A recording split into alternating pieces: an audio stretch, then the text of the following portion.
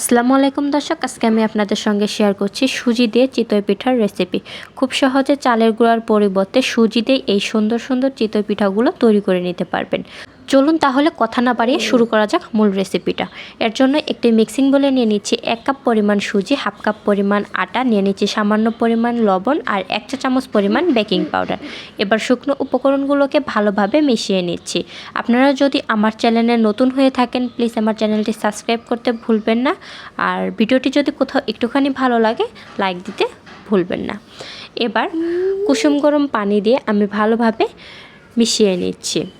এভাবে কিছুক্ষণ ফেটিয়ে নেওয়ার পর আবারও দিয়ে দিলাম হাফ কাপের 2 কাপ পরিমাণ পানি। আবারও ভালোভাবে মিশিয়ে নিচ্ছি। দেখতে পাচ্ছেন আমার মিশিয়ে নেওয়া হয়ে গিয়েছে। এই পর্যায়ে একটি ব্লেন্ডার জাগে নিয়ে নিচ্ছি।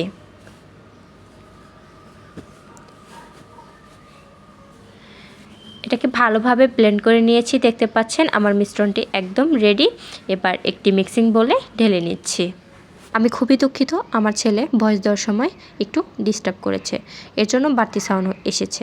আপনারা সবাই ক্ষমা দৃষ্টিতে দেখবেন। দেখতে পাচ্ছেন আমার ব্যাটারটি একদম রেডি। এবার চলে এলাম চুলাতে। চুলায় আমি একটি কড়াই বসিয়েছি। এরকম যদি ধোঁয়া উঠে ওই পর্যায়ে দিয়ে দিবেন সামান্য পরিমাণ সরিষার তেল এবং তেলটিকে একটি টিস্যু দিয়ে ভালোভাবে মুছে নেবেন। এরপর আমি দিয়ে দিলাম 1 চা চামচ পরিমাণ পিঠার ব্যাটার। এবার ঢাকনা দিয়ে ঢেকে 2 মিনিটের মতো অপেক্ষা করব। দেখতে পাচ্ছেন আমাদের পিঠাটি হয়ে গিয়েছে। মাশাআল্লাহ কতটা পরিমাণ সুন্দর হয়েছে। কড়াইটাকে অবশ্যই ধোঁয়া ওঠানো গরম করে নিতে হবে। দেখতে পাচ্ছেন আমি পিঠার সঙ্গে 2 রকমের ভর্তা সার্ভ করেছি। আপনারা অবশ্যই ভালো করে দেখে বলবেন এই দুটি ভর্তা কি ভর্তা।